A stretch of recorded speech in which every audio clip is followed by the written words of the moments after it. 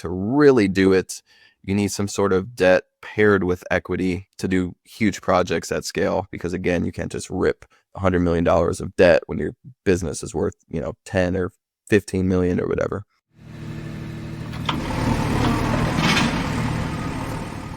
All right. Welcome, everybody. We've got an awesome episode today. A truly experienced master of land, Texas land, that is, much like Mason. But before we get into that, how's it going, Mason?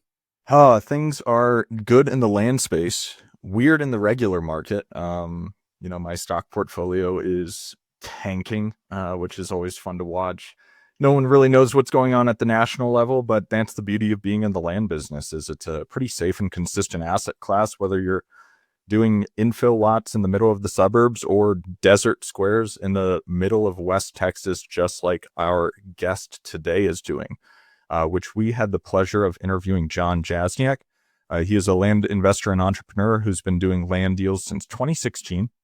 He now owns the town of Cornudas, Texas, just east of El Paso County, which is a really fun thing to check out on social media, all the stuff he's been doing with that town. And he's done over 1,000 deals, primarily does owner financing and larger scale subdivisions. But without further ado, let's bring Jon in and give it a listen. Jon Jasniak, it's great to have you on the show. How are you doing today? Doing good, Mason. Thank you all for having me. Should be an exciting one. Let's talk some business. There we go. Talk some dirt. Yeah, we're excited about it too. And something we ask a lot of our guests, Jon, just because Dan and I have a little bit differing opinions on it. I know you got educated at Texas Tech University. I'm a fellow Big 12 graduate. I went to Baylor, and I feel like a lot of people in the entrepreneurial space, especially those who have a university degree, feel like college was extremely beneficial for them and applies directly to their business and helps them out. Some people feel like it was a waste of time and a waste of money.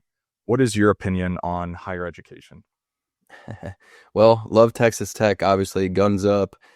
Great basketball team this year. We'll see what they can do in the tournament. I go back and forth on this a little bit because hindsight's 2020. I don't use any of my education that I went to school for really nowadays, with the real estate business and all the stuff I got going on. Even when I graduated with an engineering degree and I went to work in that field, I felt like I used very little of the actual college education for it. Nowadays, with social media and online learning and everything, the case against college is a lot stronger. I would say I would be a proponent of college in a couple of different situations. One, it's fantastic for networking. That's the main benefit to it, in my opinion, is to go build a network, meet people, mature, grow up in life. For me, I was coming from Michigan, so just completely went out to Texas on my own. Learned a lot about life, about myself, made friends, lifelong network, best friends that I'm still friends with today. So that's a huge benefit of it. And two, if you're trying to go to some sort of like trade school, like if you're trying to be an engineer, you're trying to be a doctor, or, that is your calling and your passion, and you should go to college. But if you want to just go and mess around, or, you want to do business and think you're going to get some business degree or whatever, I think it's largely a waste of time. So the main benefit is networking. I wouldn't do it differently in my situation. I can't take it back. I'm happy with where I'm at, obviously. So there's pros and cons, just like everything else in life. Yeah, absolutely. And I think one main point out of that I want to drive home for people is you said trade school.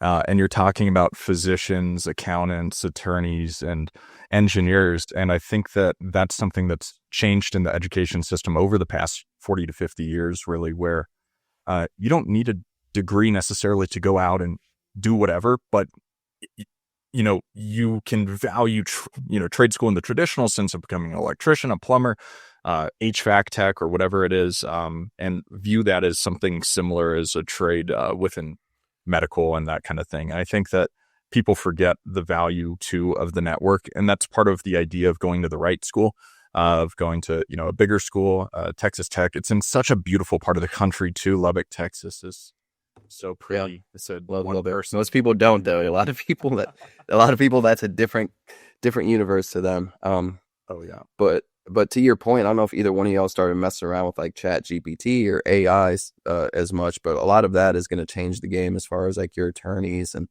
trade schools and stuff like that. And just with social media and like AI and stuff nowadays, I feel like there's so many spins to make money in different ways. Like, for instance, maybe you are fascinated with legal work or law or whatever, and you can't or don't want to go to school for 10 or 12 years or whatever to be an attorney. And there's so many different ways you could spin off to make money on legal work or law work, everywhere from freaking starting some sort of social media following account on like the Attorney General of the United States and post about what she's doing and stay up with the federal law, all the way down to like state politics or, different meme accounts or fan accounts. I mean, there's just so many different things you can do. It's ridiculous.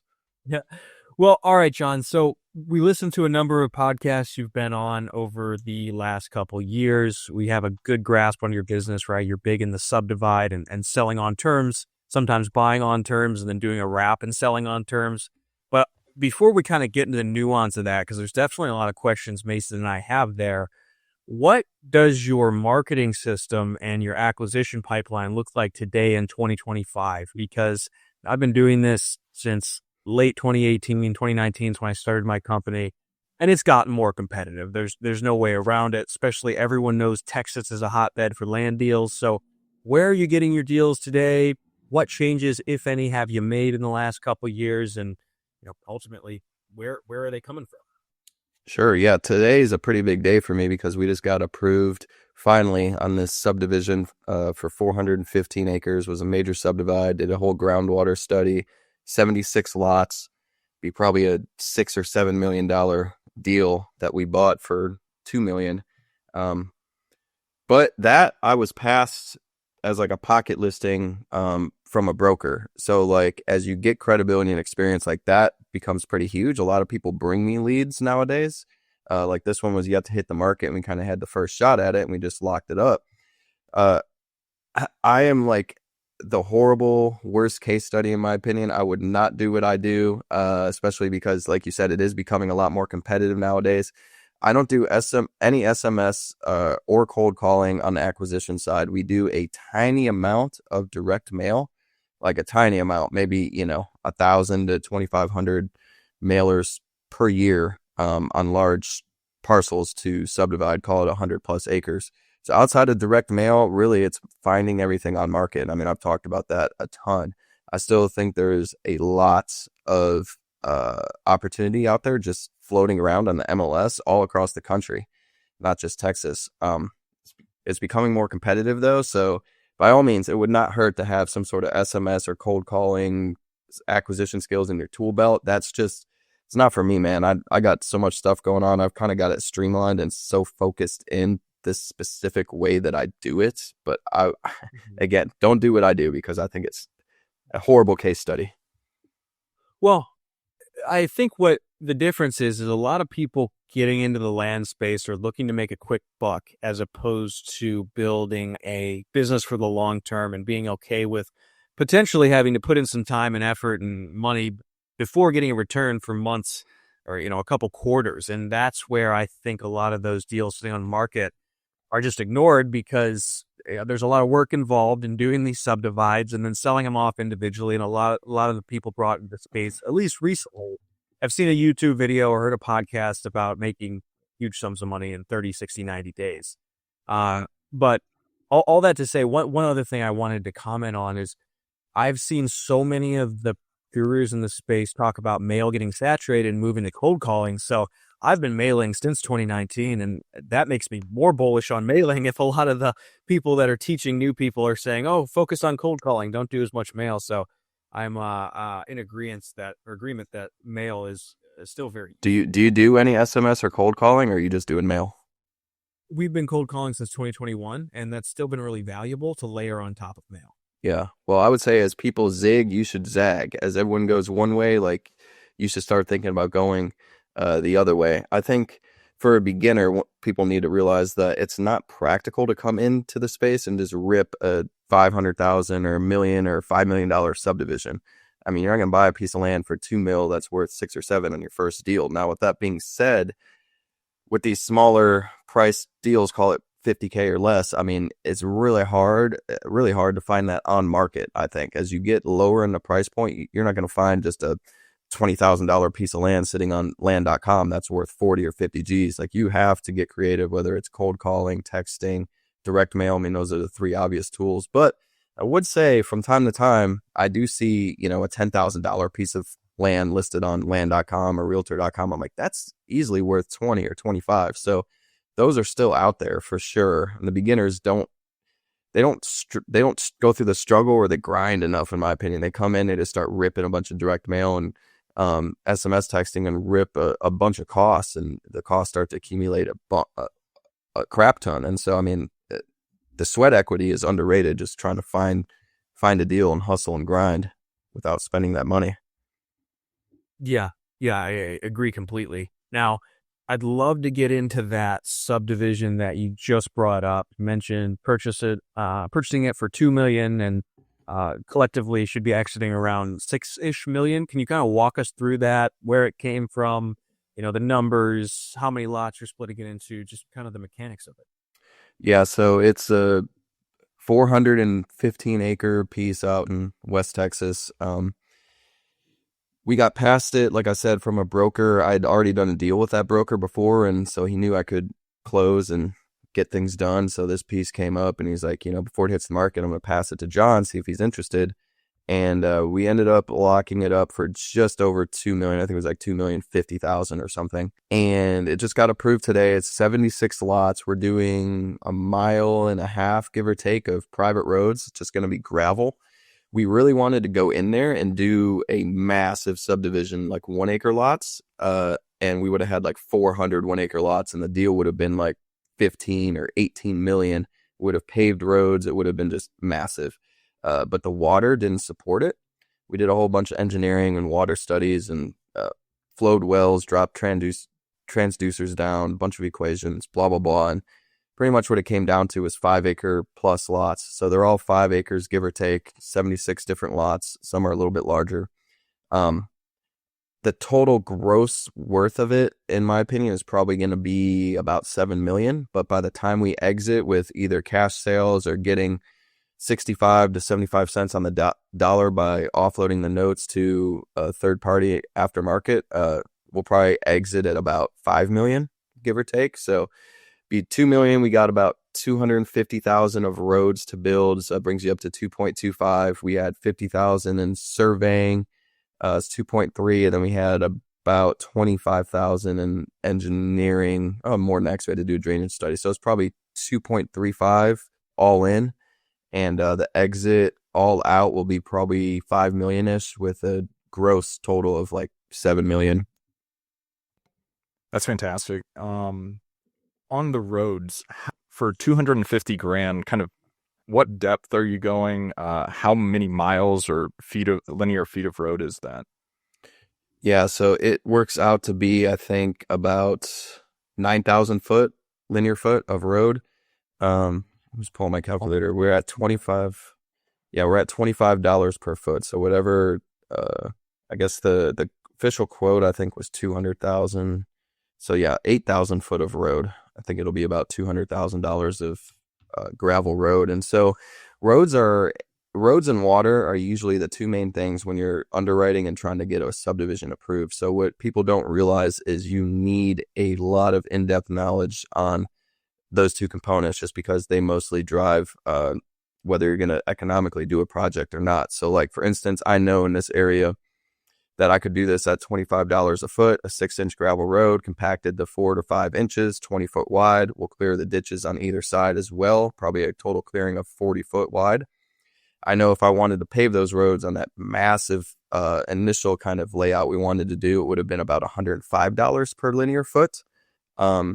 Doing a really kind of low level paved road, like, because there's no real road regulations in this county. So instead of doing like $150 per linear foot, like X amount wide paved road, 2-inch hot mix, we could have got away with a lesser paved road. It would have been $105 to $110 per linear foot. So like, I'm kind of running through all these numbers as underwriting. Obviously, paved roads are way more expensive than gravel roads or a chip and seal even.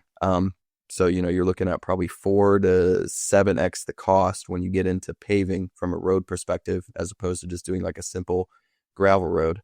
But the maintenance is a lot less on paved roads, obviously. A lot of counties will accept those roads and maintain them themselves. This county would not. So another case to actually just do gravel roads.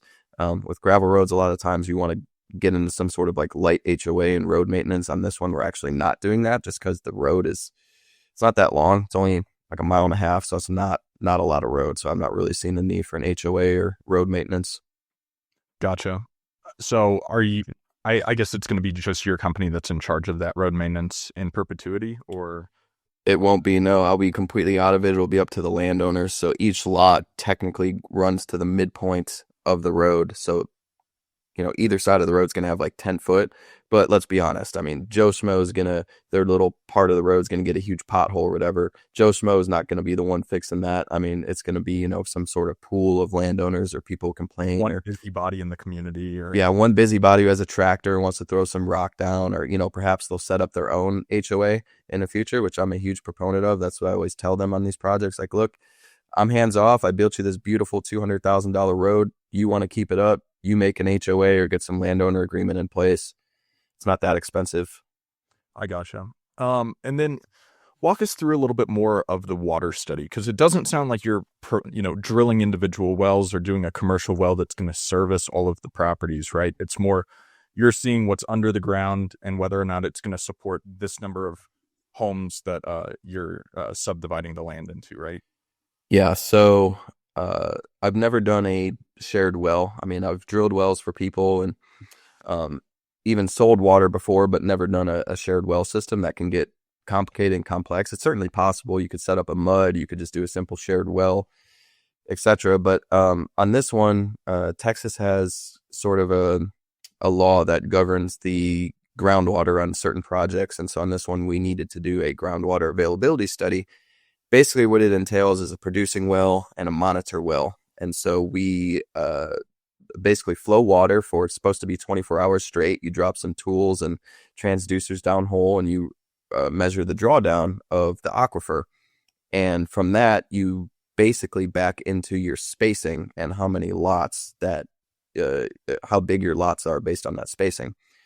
And so that's going to run you probably 20 grand or so just in engineering fees. Luckily, we already had some wells on site that we could utilize for the test. Otherwise, you would have to drill yourself basically 2 new wells, which adds a cost. It could be, as much as 40 or 50 grand for the whole shebang, depending on how deep the wells are.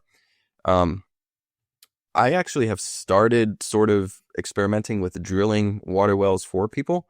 I like to drill them cased wells. So we won't drop a pump in a lot of times because power is not there yet. And because just from kind of my experience and feedback is like, okay, you start dropping pumps downhole for people. I mean, things tend to go wrong. The pump might stop working in a month or two, or something might not be hooked up right. And it's like, that is going to create a huge storm of people coming after me saying, oh, you need to fix our pump. It's not working, whatever. So like, I'm trying to just be as hands off as possible.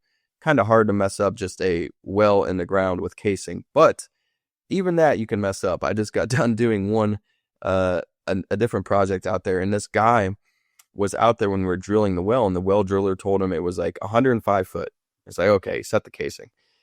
Guy comes back, the landowner brings his own well inspector and drops a tape downhole and finds that it's only like 99 foot. And so it started this whole thing, like the driller said it was 105, it's only 99. The driller said it was going to produce 2 gallons per minute. It's only doing like a half gallon per minute. And so we actually ended up renegotiating with him and be like, okay, dude, I'll cut $5,000 off the purchase price. You go get your own well driller, your own well inspector, you do it yourself. And so people will be people always. With that being said, on this new 76 lot project, we're actually, I think, going to offer 4 different price points. A cash price, of course, and then a multitude of owner finance pricings that include water well or not no water well, high down payment versus low down payment. And so we're going to experiment with that because I think drilling the wells for people can add value, but most importantly makes the land sell a lot quicker. Yeah, and everything like any improvement that you're making, it's always just justifying what the rate of return is going to be of, if it's 1-to-1, that can make sense if it's going to increase the turnaround time of the deal and how the deal cycles is versus, so it's just understanding your financial metrics and everything. But talk to us about the financing component of this.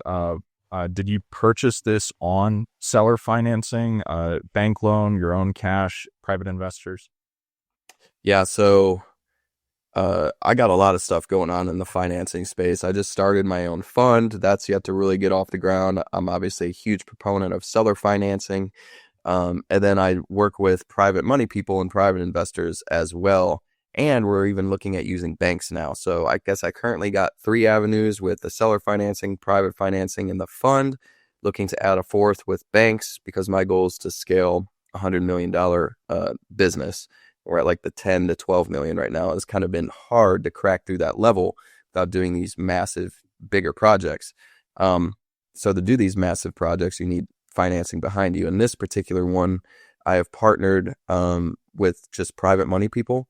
So I actually gave up some equity on this, which can be beneficial, especially if you don't really have to utilize your own capital, which was largely the case in this one. I'm a huge proponent of debt, though, so I'm trying to use, especially as I grow and scale, more debt, whether it's private, my fund, or banks. But on these huge projects, I think like this one, it's one I really wouldn't call huge. It's kind of just a decent sized subdivision, at least in my opinion. I think 10 million plus on these projects is where I want to be. But on this one, a $2 million purchase, we're call it 7. It could be beneficial to give up equity in some cases, especially if you're not using your own money. And it's just, it minimizes risk. I mean, as you're scaling a business, I kind of tout the 33% debt to company value ratio. Like I try not to carry more than 33% of, my company's worth. So assuming my company's worth 10 million, if I just ripped $2 million in debt on this one project, it's like this one project alone is at 20%. Plus I have a bunch of other debt. So it's like just kind of all that floating in my mind as I'm kind of messing with financing and numbers on these projects. Interesting. Yeah, this is a big problem or challenge for all of us in the land space. Mason and I have our own separate businesses, but what we've come together on is the fund that he and I started. And not gonna lie, it's been a challenge. I'm not sure, that'll be my next question for you, how you're structuring it, but we did a blind pool fund. And so the idea is, we can use the money for deal after deal. It's not, a raise per project or anything like that. We have total control. The investors get a set return. Wow, it's been challenging to raise money. So, what sort of fund are you looking to pursue? Can you talk about it? And if so, what does it look like? I can talk about it a little bit. Are you guys doing a debt or equity fund or a mixture of both, or how are you structuring yours? Yeah, it's equity, and then we provide debt. Yeah. Okay. Well, I would say the going rate for private money in the land space, at least from what I've done, is like 16 to 18% annualized interest, which most people would view as quite high. I think as you grow, you can get lower. My goal is, right now I have just a debt fund. It's not just an open debt fund. It's kind of structured to do an initial raise of 1 to 2 million and use that for a specific project. And I think there's pros and cons to doing it all the different ways. I mean, obviously the pro to having an open fund is like, okay, you can raise a bunch of money and keep it open and keep taking investors and use it on whatever projects you want. But to me, the pro to having this first debt fund that I set up for a specific project is it allows me to specifically pitch a deal to investors in a specific market. It could be easier to raise money that way. When it comes to raising money, I think a lot of it's just credibility, and you need to have a decent amount of awareness on social media and elsewhere, right? You need the investors to raise from and to raise that money. So social media, credibility, investor network, all of that comes into play big time. I think people underestimate the difficulty of getting money from other people. Investors aren't just going to give you their money. I mean, in an ideal world, yes, but people are fickle. To actually get them to, sometimes I tell my guys we need to coax the money out of their pockets when I'm talking about like my buyers. Same thing with investors. Capital is precious, and so I think a debt fund, at least that's the way I'm set up right now, at 16 to 18%. I've yet to really launch it and raise a bunch of money in it, but I'm prepared to offer points as well on top of it, or bonuses based on profit percentage, just to juice it a little bit more.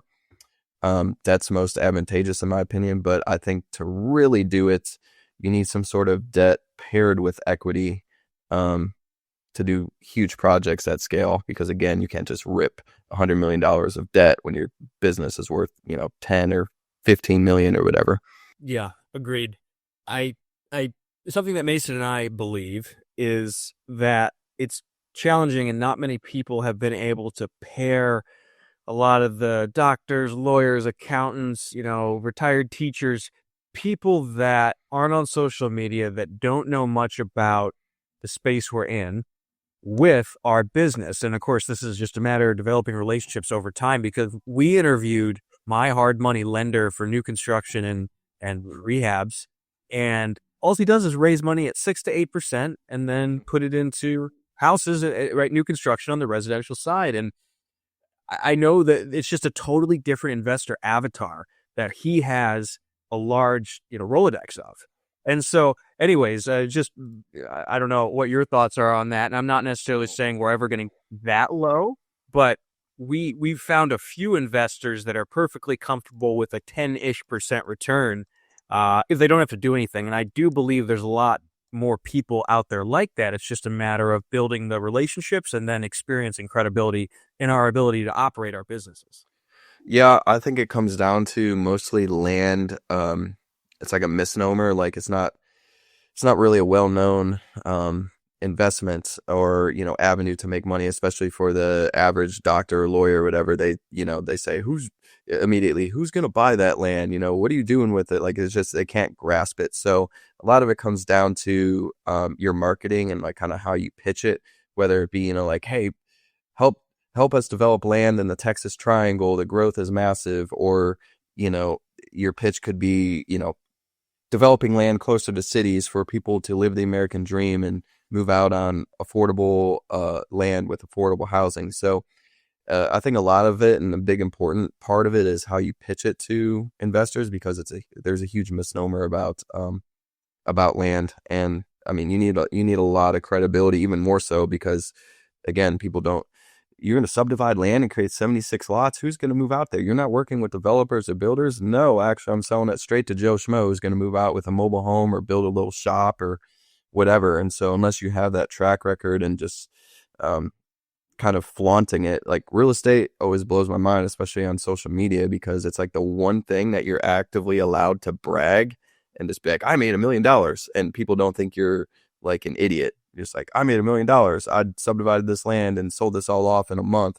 So that, people like that too. It's weird. Like in real estate, they like it. If you were doing that and I don't know, many other industries, they would think you're just bragging and being a cocky idiot. Yeah, it's funny you say that. That's a question I have down the list for later is around the whole space that we're in social media, but I'll hold off on getting into that. Okay. I think you make a good point there, where the distinction of, say an infill lot between two houses with all utilities and rural acreage out in the middle of nowhere is often lost on most investors, where land includes both those things and they don't understand the risk of, something totally undeveloped and rural versus something with utilities commutable to a major metro or a major city in Texas. So yeah, I think it's our job to communicate that, and it will help us raise money. That's true. So I want to hear about Cornutus and what vision is there, what the plan is there. I've spent a decent amount of time, driving through West Texas and, all over Texas, growing up in the area, and then, now living to Colorado. What's your strategy? What was the reason behind the purchase, besides it's really cool to say you bought and own a town in Texas? Is it going to be a money maker? Do you plan on holding it forever? What's going on there? Have you ever been out through there, 62-180, and actually seen Cornutus? I need to look at it on a map. Okay. Yeah, just west of the Guadalupe Mountain National Park. I'd highly recommend next time you're passing through West Texas to take that route, just because it's a lot more scenic route. I don't know, it's cool. when I initially bought it, I I guess I didn't really have a hard set strategy on what I wanted to do with it. I do know that I want to hold it forever, and it's gonna be a cash flow project, and give me something that, unless Jeff Bezos or someone comes in and offers me 100 mil, like, I might consider selling it, of course. But currently the plan is to scale it and hold it and do cool things out there, and have it, for my kids and hopefully the generations to come.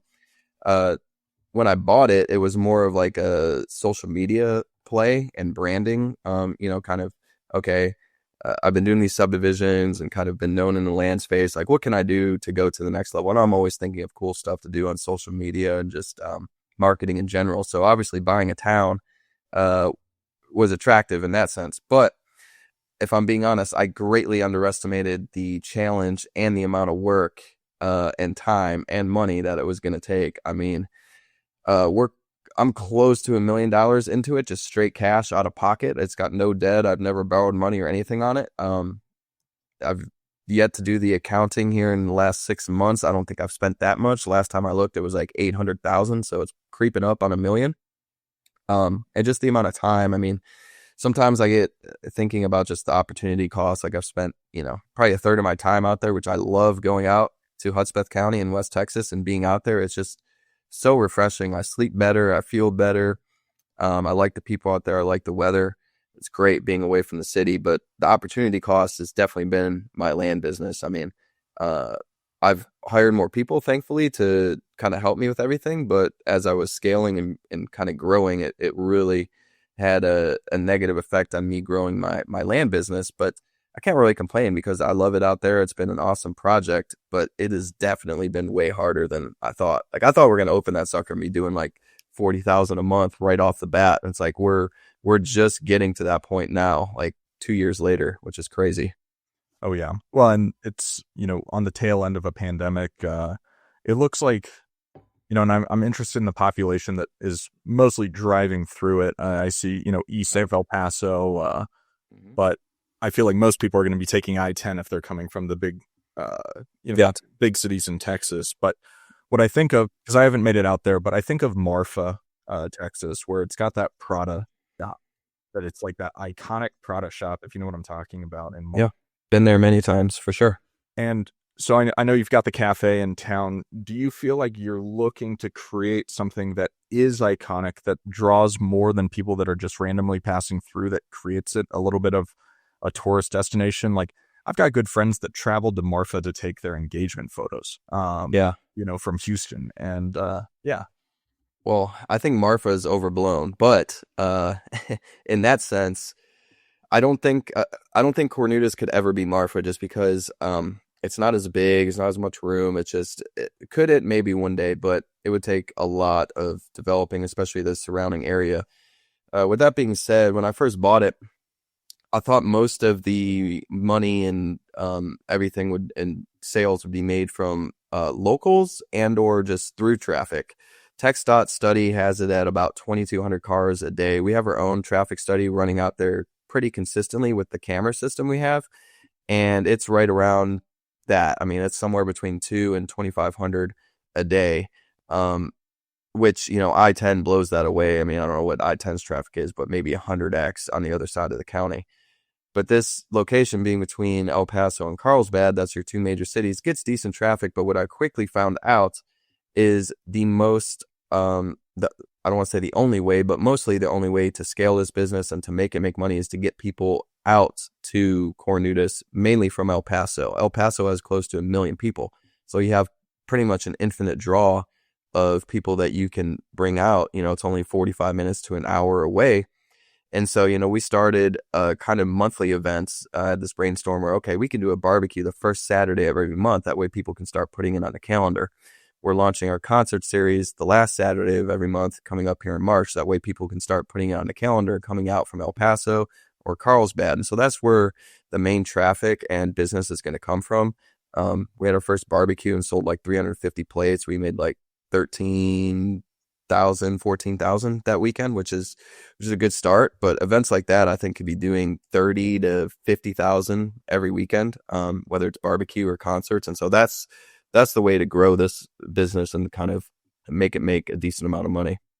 Absolutely. And I think with it being that quote El Paso, El Paso is an interesting place. My sister-in-law has been stationed there. I guess she's deployed right now, but Fort Bliss? Yeah, Fort Bliss. And Nice. El Paso's been growing, and it's a nice city. And I think a lot of people who aren't from Texas don't realize that. I always think of traveling in from, my wife's from Mississippi, of whenever you hit the border and you see El Paso 990 miles away. It's almost like it's on another state compared to the rest of Texas. But how much land do you own, in Cornudas, and are you planning on starting to purchase kind of some of the area around it? Because you've got a lot of your own money in it. You're obviously bullish on it if you're so invested and involved. Do you plan on kind of trying to scoop up the land around it to start doing some of the plays that you've been doing in other parts of the county and other parts of the state out there too? Well, I guess the sky's the limit. You could technically do something like that for sure, but one thing at a time. Like I said, I thought Cornudas would open up and be ripping like $1,000 a day at the cafe and would be making like 40,000 a month and be able to expand and do all this stuff. But it turned out to be way harder than I thought. So I would say that's a possibility. It's not something that's really actively on my mind. Cornudas itself is about 30 acres, and that surrounding area, I have like another 200 acres in just little pockets and little parts. I got the airport hangar out there that sits on 100 acres, 3 or 4 miles away. I just bought an 80-acre piece like a mile away. So I would say the sky's the limit. But that's a really challenging part of the world. You can't, especially with these new regulations and subdivision stuff always changing, there's pretty much no water out there. So people to think they can make like 1 or 2 acre lots out there, that is impossible. It's never going to happen. You're drilling wells 900 foot deep. The only way you're going to be able to do that is if you set up some sort of shared well system. And that's going to be like a TCEQ engineered, approved well at that depth. Runs you about $250 a pop.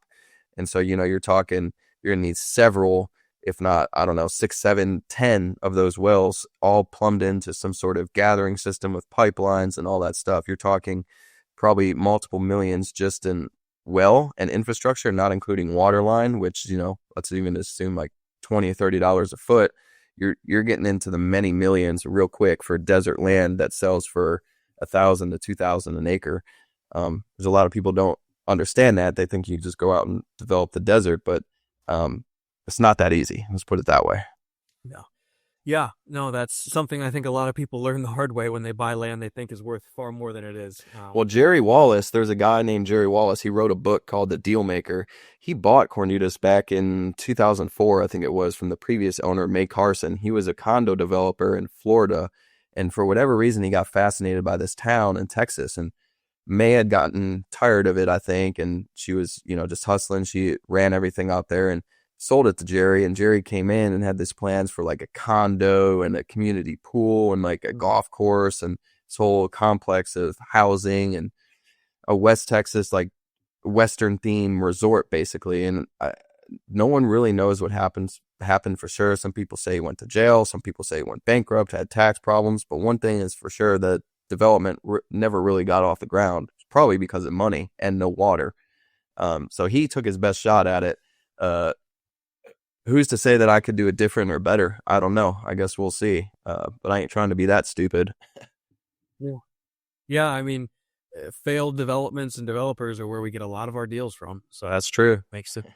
That is also true. Now, I really wanted to ask you a bit about social media and to kind of paint the picture of why this is on my mind and probably Mason's as well. We were at the Las Vegas Builders Show a couple weeks ago.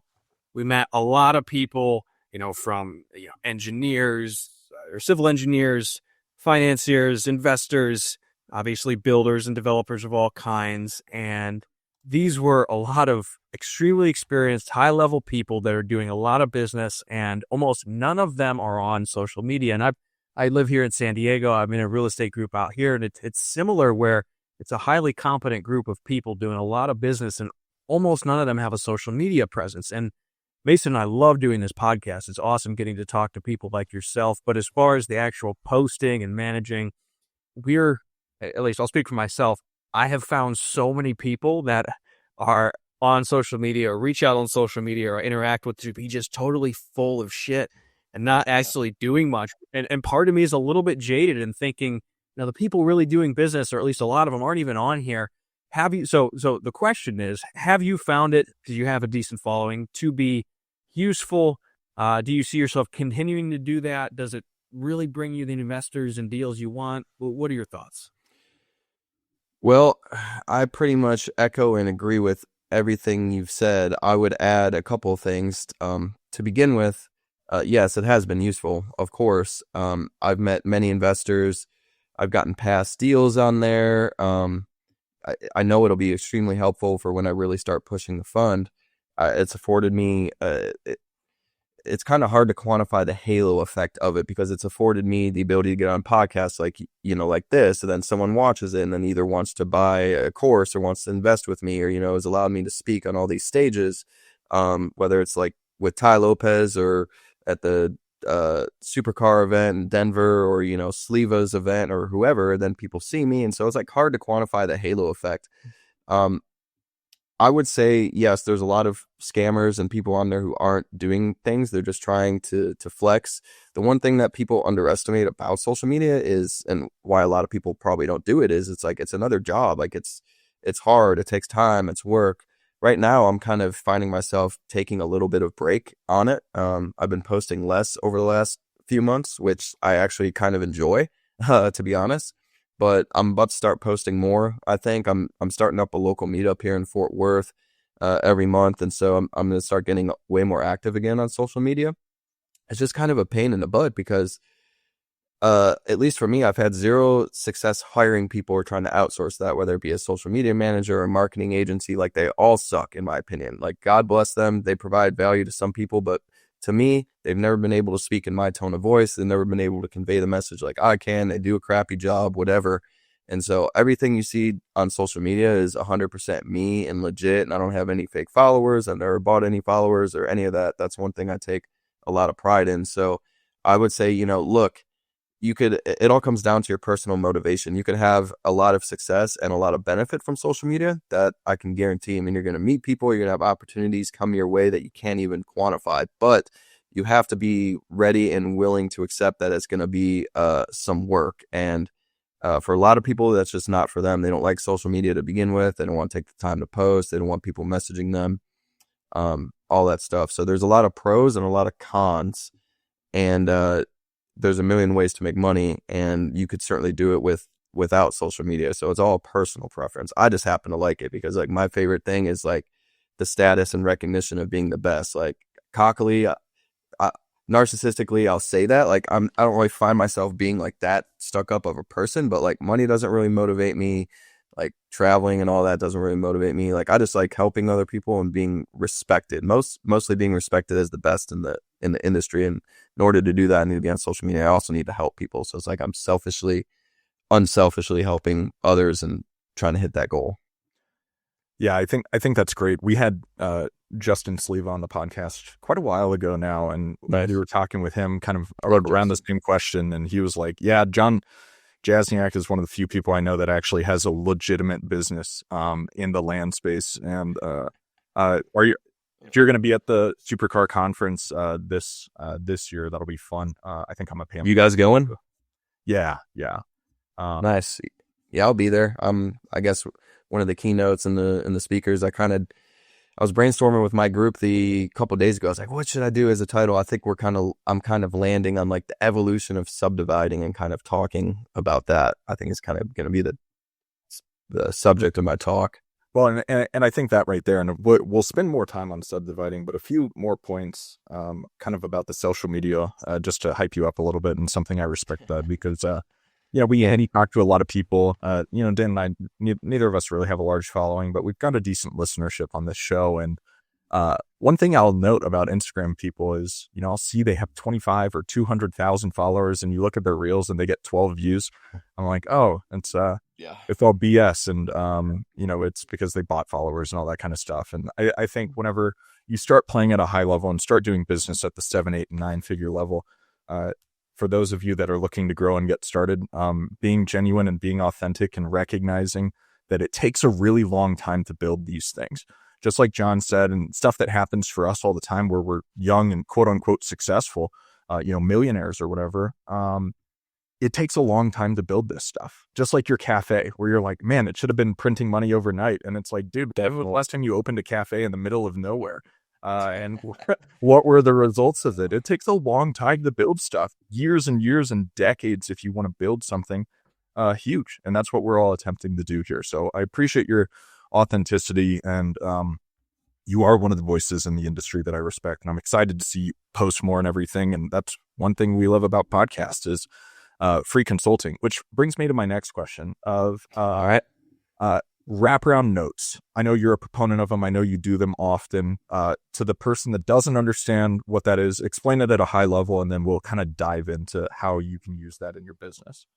So a wraparound note or mortgage is basically simply wrapping a second lien into the first one. So it's basically buying an asset with debt and then selling the asset on debt and financing. So you basically have two liens involved. The underlying lien being the bank or the seller if you're doing seller financing. So you borrow $2 million, you buy a $2 million project, then you sell, one lot to Joe Schmo for $100,000 on owner financing. You have two financings in place. A wraparound mortgage is going to be required, and it basically allows to sell while you're buying it on seller financing, allows you to sell on owner financing. Interesting. Yeah, that's a great strategy, especially for your specific strategy of these subdivides. Now, have you had any challenges with that, or anything go wrong, or anything you did incorrectly that in hindsight you're like, hey, if you're new to this, I would watch out for this, or don't do it this way, that sort of thing?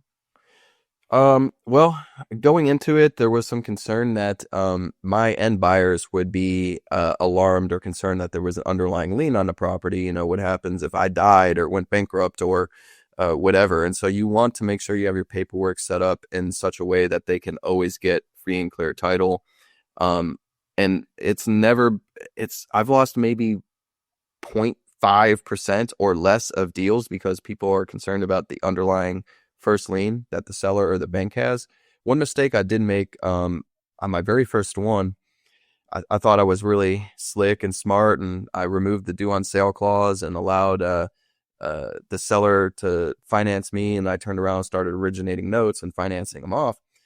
And then one of my buyers wanted to pay cash for the land. I was like, okay, well, cool. Yeah, I'll take your $50,000. I'll go get a partial release from the original seller for your 40 acres out of the 400 or whatever it was. So I was like, hey, Joe Schmo seller, can I pay you 10% of your remaining principal balance on your note and go get this release for this 40 acres? And they said no. They're like, no, we don't want to release it because it could create some access issues, easements, all this stuff is kind of up in the air. You can either release the whole thing for it's like 300,000 or 400,000, or you can just keep paying on the notes. So at that point, I kind of evolved to require the partial releases from the original sellers or the bank or private guy, whoever it is, as part of the initial setup. So that's the main thing you got to kind of look out for, is to be able to get those releases, which a lot of banks and institutional lenders, they'll allow you to get the releases, but they don't like you doing wraps and selling on financing while you're paying them on financing. So that's why I love the seller financing and private money so much, is because you stay away from the banks and all their headaches. And, if I was just doing cash sales and was partial releasing and cashing the bank out, they're a lot of them are fine with that. But it's when you get into the financing on the financing, basically, a lot of them don't like it. Yeah, that makes sense. Now, are you always reselling these parcels via note and deed of trust, or are these land contracts, contract for deed? I don't do any contract for deeds. I don't want to say that. I only do them on like desert squares, less than 20,000. I don't really sell much of those, maybe one or two a year. We'll do a contract for deed, but on any of the larger stuff, you don't want to be doing contract for deed for multiple different reasons. Is that a legality issue? No, I mean, you just, the main reason being that the note buyers in the secondary market don't like contract for deeds. They're not a solid security instrument. I mean, they want to see the title recorded and a lien placed on it at the county where the land is located. It's the main reason why you don't want to do contract for deeds. And then there's multiple other reasons depending on which state you're in, such as Texas versus Colorado versus Michigan, wherever. Each state kind of views it differently from a legality standpoint. Sure. Yeah.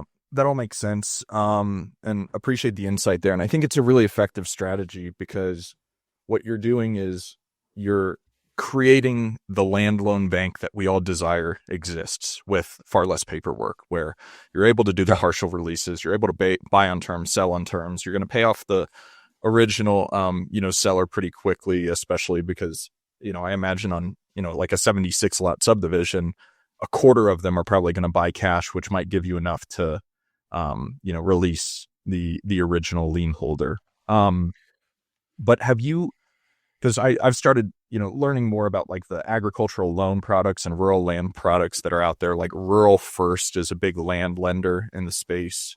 Okay. A few, smaller banks in Colorado that offer decent land loans and everything. Of course, it's always up to appraisals, but have you dabbled with bank loans that offer similar terms? Because some of these do offer partial releases on subdivides. Have you dabbled with those at all yet? A little bit, yeah. Again, a lot of those lenders aren't going to like the wrap proposition. They'll give you partials, but no wraps. They're going to want usually a higher percentage down, 20% for sure. A lot of them 30 or 40%. Whereas, okay, if you're using a private person, like I could theoretically, or their seller, I could theoretically go 0% down, but a lot of my stuff is like at 10 to 15% down. And then, the main thing I don't like is the friction they create. I'm working on some more advanced bank financing stuff right now that I can't really talk about yet. But basically, banks like to create a lot of friction with either their attorneys or title companies, or they want, XYZ, RMLO notes, attorneys involved, title companies involved, lender policies, et cetera, et cetera. And so the more that you can get a bank to agree to loosen those, the better off you'll be, in my opinion. And on these projects, the economics are 90% driven by the down payment. If you just did an IRR or financial yield analysis, you're going to find that the down payment makes most of the difference. Like I would much rather pay 12% interest as opposed to 6 or 7% interest if I can give 10% down instead of 20% down. So those are kind of all things to think about. Banks are needed, I think, to scale big. Like, trying to build $100 million business. Like, okay, if I ripped like a couple subdivisions we're looking at this year, like a 30, 40, $50 million subdivision. Okay, I got $50 million of paper, let's say. Like, who is going to buy that? How am I going to offload that in a secondary market? Like, it's going to either be a massive fund or there's going to need to be some bank lending or bank financing involved. So at the end of the day, banks are going to be super critical, at least for me. But for the average land person, I would not be focused on using banks at all unless you're getting personal or just unsecured loans. I think that's a super beneficial strategy that a lot of people don't do. And I think Sleva talked about this before, but I know a couple people have been able to get $20, $40, $50,000 at, 9 or 10%, just a personal unsecured loan that they could use in their land business, which is fantastic if you're a beginner or intermediate level, as long as you know what the hell you're doing. Don't go do that if you haven't bought your first deal yet. But if you have a proven business model, like that capital infusion can be amazing. Yeah, quick note on that. Chase gave me just shy of $200K unsecured line of credit just on tax returns and credit score. So any of the big banks, if you've been using them and have a business, definitely check on that. Yeah, I love it. Yeah. And let's unpack a little bit with the note selling strategy, because I say this, I'm selling a property. It's been a big pain in the ass, almost 2 years from purchase to resale. And I'm going to have a $300-ish thousand note on it, 8% interest only, 2-year balloon, and then it balloons. Honestly, I'd rather have like $280K in cash today, just because I have so many other deals going on. Have you found, and then tons of other small itty bitty notes, but have you found someone that's interested in purchasing individual notes, from the, call it $20,000 to $500,000 range? And then corollary to that question is, as you amass potentially, millions or tens of millions in accounts receivable notes, what is your plan with that? Of hold them forever, recycle them? Because I think I heard you self-manage your notes, which I imagine can be a little bit difficult. Do you plan on packaging them and finding a buyer for those notes? Well, you certainly can find individual note buyers for basically all note values, whether it's 20,000, 50,000, 300,000 is a relatively large note, especially in the land space. The whole balloon aspect of it, depending on the amortization schedule, if it's 10, 20, 30 year or whatever, can be a bit tricky. Obviously, the longer term notes you originate, the steeper the discount on the secondary market. I think you'd mentioned 280K cash versus a $300,000 note. It's going to be a lot less cash than that when you go and sell that note. I don't know that your terms, but I would say average 65 to 75 cents on the dollar. It really depends on multiple different factors to be able to calculate the principal discount on a note. But if I were to sell that piece cash, I would even be offering less of a cash discount. Like the one we're about to sell in this $7 million project, for instance, a 5-acre lot, I'll probably do 60,000 cash or owner financed at like 80 or 85,000. So there'd literally be like a 30 to 40% bump on a premium for me to carry the note. And that's pretty standard, at least for me. So, paper stack, Facebook, private money groups, just networking at local events. Like I use the mortgage office to manage my notes. It's a pretty hefty, expensive note management software, and they held like kind of a happy hour mixer a couple weeks ago, and I was like, oh heck yeah, I'm gonna go to this. I know there's gonna be some lenders and note buyers there, so any opportunity like that, whether it's like Eddie Speed's Note Expo or the ones they hold in Vegas, like great places to go to find note buyers. But I think the going rate is like, at least from what I've seen, like 16 to 20% yield is what those investors are looking for in their notes. So you're just going to back calculate based on the length and terms of your notes to see what yours is worth face value today. It's funny, I saw someone I know who I helped, they had their notes listed for sale, and it was like asking however much or best offer. And like I did his like how much he was asking. He was like willing to give the investor like a 13% yield or something. And I was like, dude, I'm not even sure the house guys are getting that. Like, that's like you buy a house note and way more secured performing asset with improvements. So I've sold some recently at 18%. I sold a couple recently at 20% yield to the investors, worked out to be like 65 cents on the dollar. It was more like a deserty parcel with no improvements. Interesting. Okay. Well, that's good to know. Neither of us have done a lot of selling of notes on the secondary market, but it's certainly. I would say it's easy when you're like, if you just want to sell like a $50,000 note or a $200,000 note, like you can easily pull that off. But like, to I guess Mason's question, like operating at scale, whether it's like a giant chunk of like $5 million, $10 million worth of notes, $50 million worth of notes, like I could be wrong, but I'm not aware of like anyone's, whether it's like your Eddie Speed Colonial Funding Group or some of these larger investment groups that buy notes. I don't know that they could handle even 10 million like buying a portfolio. Like I could be wrong, but I think when you get to that size scale, you really have to look into like either like private equity type sources, like, or banks. But the one-offs are pretty easy. You're just gonna have to worry about the discount that they're trying to hit you with.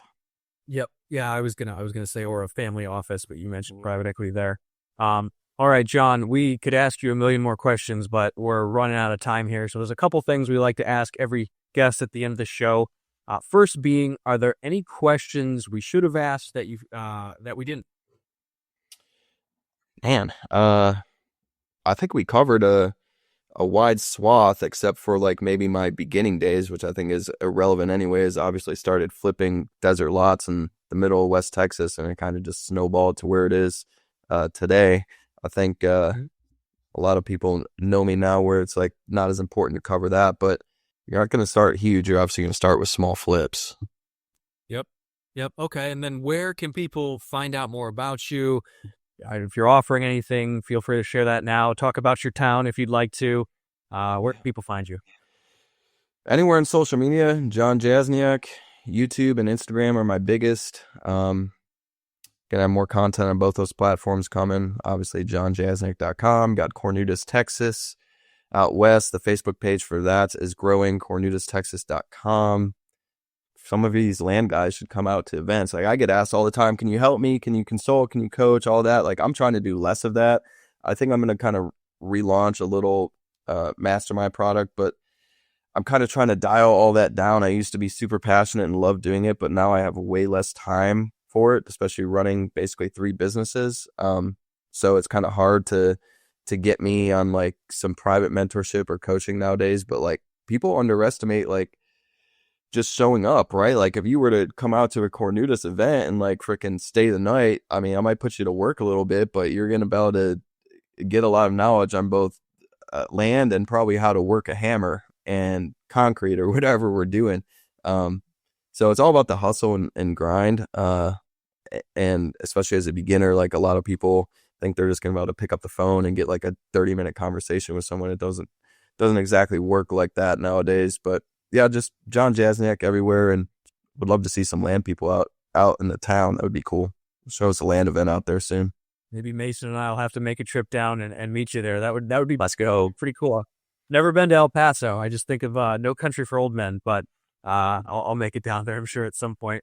But Heck yeah. anyways, John, we've already kept you over, so we'll leave it at this. But thanks for coming on the show. For everyone listening, this is Jon Jasniak with Dan Haberkost and Mason McDonald on the Big Picture Blueprint, signing off.